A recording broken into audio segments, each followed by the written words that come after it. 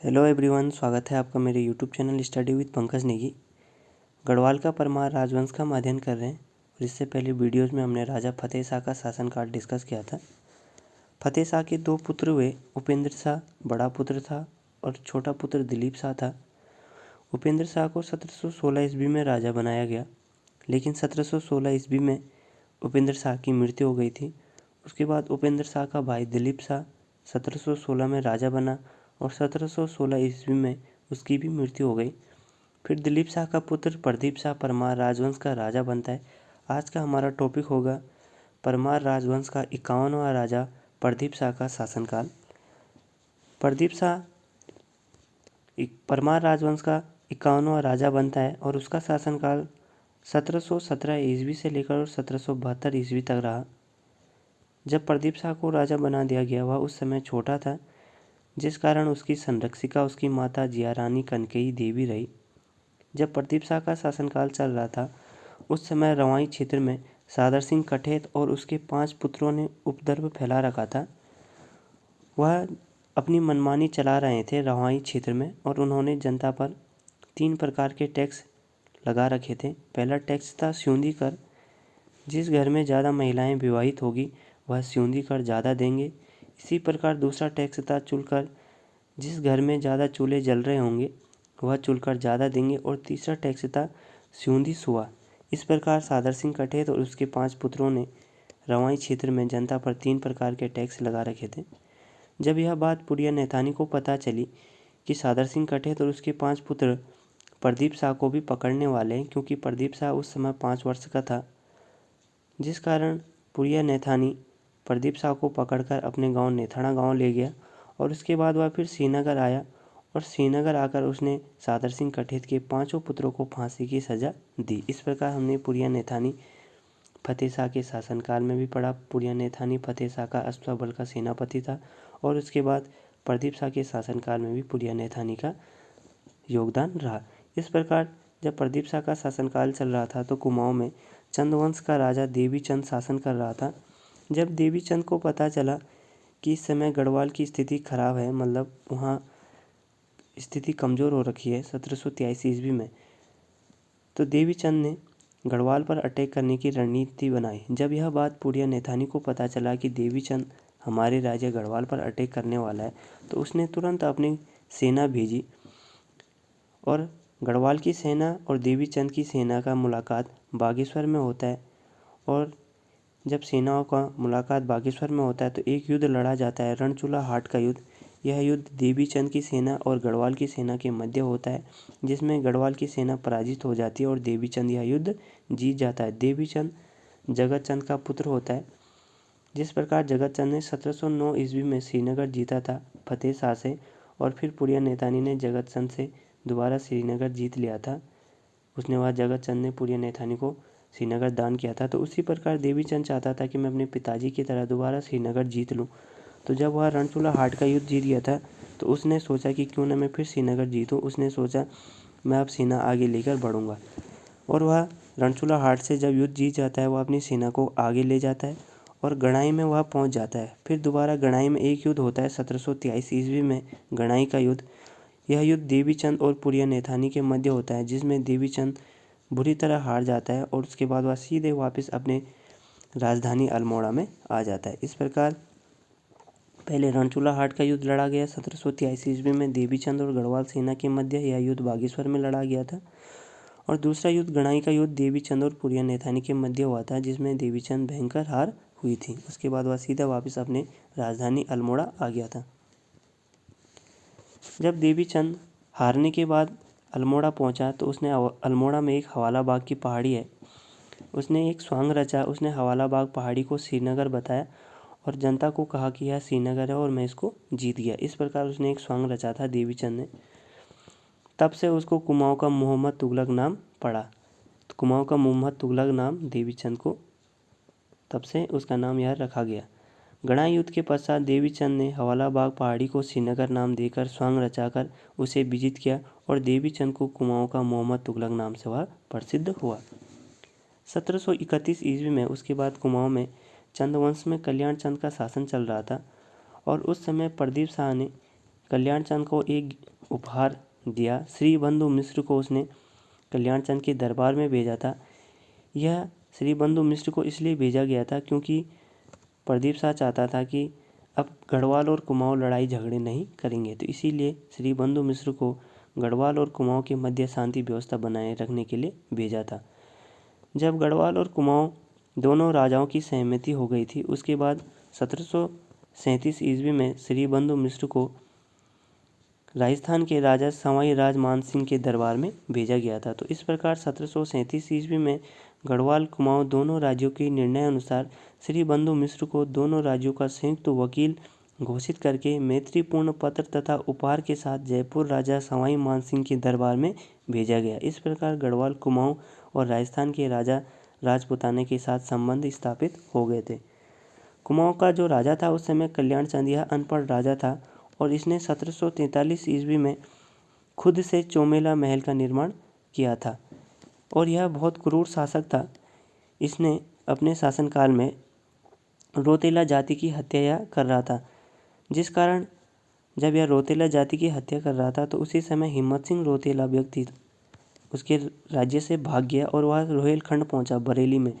उस समय बरेली में अली मोहम्मद खां का शासन चल रहा था। जब वह अली मोहम्मद खां के दरबार में पहुंचा तो कल्याण चंद को यह बात पता चली, तो कल्याण चंद ने हिम्मत सिंह रोतेला को भी मरवा दिया था। इस प्रकार कुमाऊँ का राजा था कल्याण चंद और उसने हिम्मत सिंह रोतेला को भी मरवा दिया था। अब मुसीबत आ गई कल्याण चंद के लिए। उसके बाद अली मोहम्मद खां अब कल्याण चंद पर अटैक करता है। 1743 ईस्वी में अली मोहम्मद खां अपनी सेना लेकर तराई भाबर की ओर बढ़ा और उनके मध्य एक युद्ध होता है, विजयपुर का युद्ध। यह युद्ध अली मोहम्मद खां और कल्याण चंद का दीवान था शिवदेव जोशी। यह हर्षदेव जोशी का पिताजी होता है जो गोरखाओं को गढ़वाल राज्य पर अटैक करने का आमंत्रण करता है, गढ़वाल और कुमाऊँ पर हर्षदेव जोशी। तो शिवदेव जोशी कल्याण चंद का दीवान था।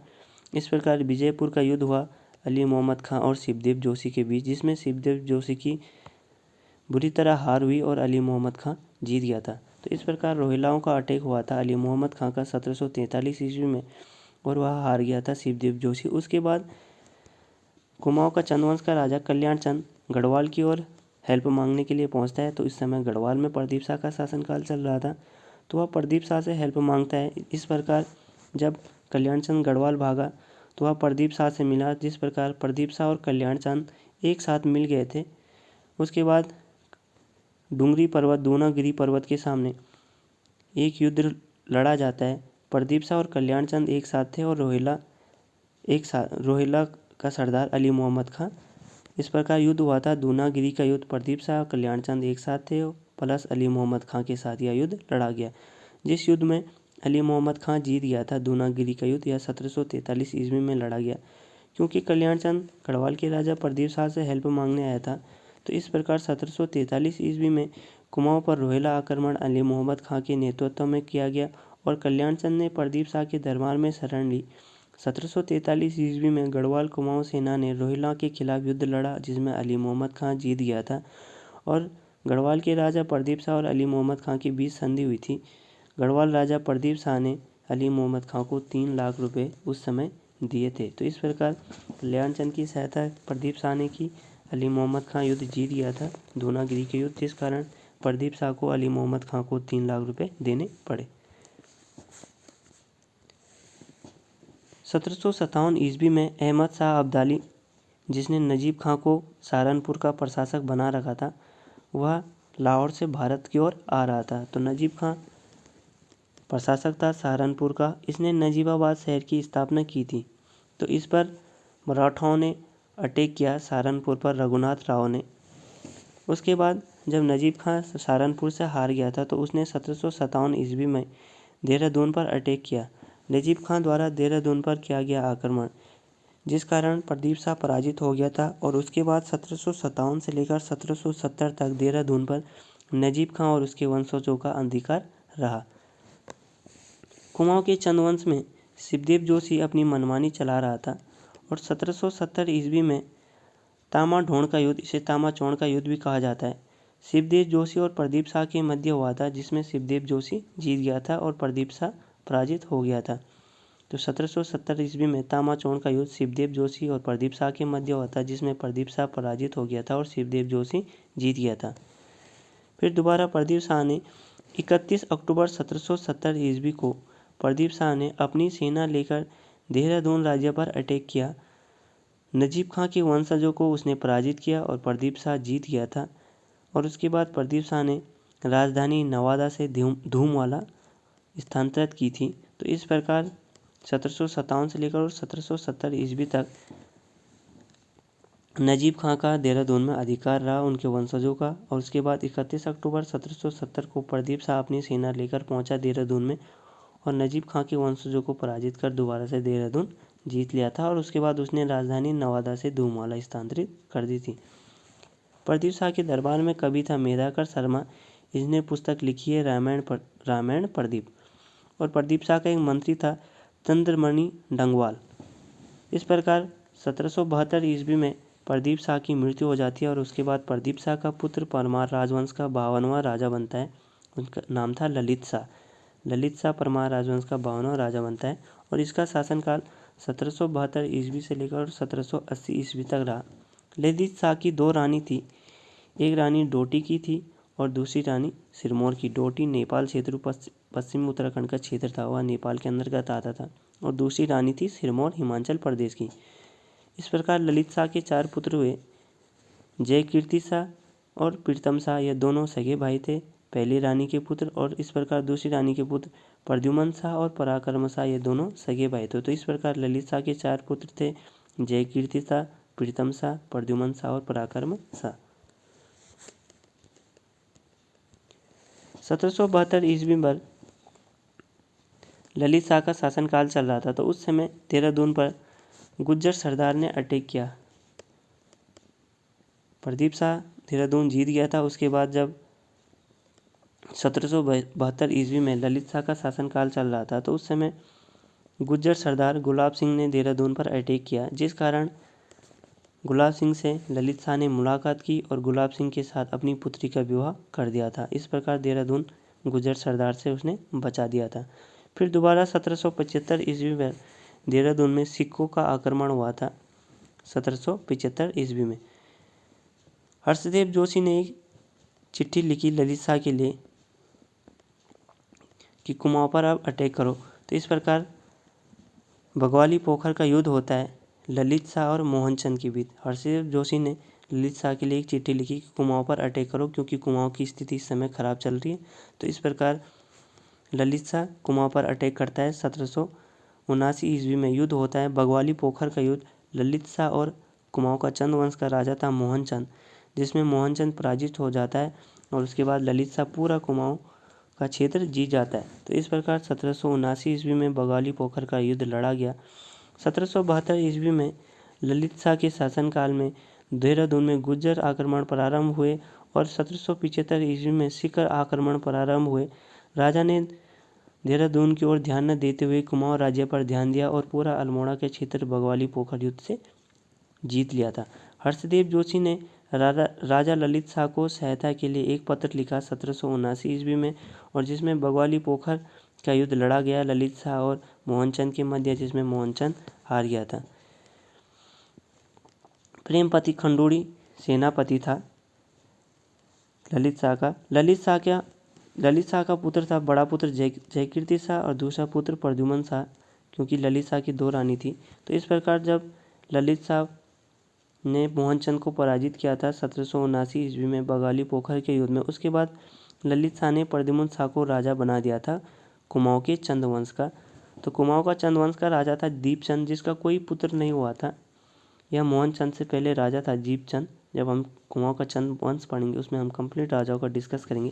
तो दीपचंद का कोई पुत्र नहीं था। इस प्रकार प्रद्युमन चंद ने दीपचंद को अपना पिताजी मानकर, क्योंकि वह प्रद्युमन शाह था, तो उसने अपने नाम के पीछे चंद लगाया और वह इस प्रकार कुमाऊं का चंद वंश का राजा बना। 1779 ईस्वी में उसने दीपचंद को अपना पिताजी घोषित किया और इस प्रकार वह चंद वंश का राजा बना प्रद्युमन शाह। जयकीर्ति शाह श्रीनगर में राजा था। तो इस प्रकार प्रद्युमन शाह 1779 में चंदवंश का राजा बना और जयकीर्ति शाह उसके बाद श्रीनगर में राजा बनता है। ललित शाह की रास्ते में मृत्यु हो गई थी 1780 ईस्वी में। अब श्रीनगर का राजा ललित शाह का पुत्र जयकीर्ति शाह बनता है। जब यह बात प्रद्युम्न शाह को पता चली कि मेरे पिताजी ललित शाह की मृत्यु हो गई थी, प्रद्युम्न शाह ने सोचा कि मेरे भाई जयकीर्ति शाह ने ही पिताजी की हत्या की है। तो इस प्रकार ललित शाह की मृत्यु 1780 ईस्वी हुलड़ी नामक स्थान में हुई थी। अब नेक्स्ट वीडियोज़ में हम जयकीर्ति शाह और प्रद्युम्न शाह का शासनकाल डिस्कस करेंगे। प्रद्युम्न शाह परमार राजवंश का अंतिम स्वतंत्र राजा रहता है और यह प्रद्युम्न शाह मात्र ऐसा राजा होता है जो गढ़वाल का राजा भी बनता है और कुमाऊं का चंद्रवंश का राजा भी बनता है। तो दोस्तों, अगर आपको वीडियो अच्छी लगती है तो लाइक शेयर और सब्सक्राइब जरूर करें। Thank you.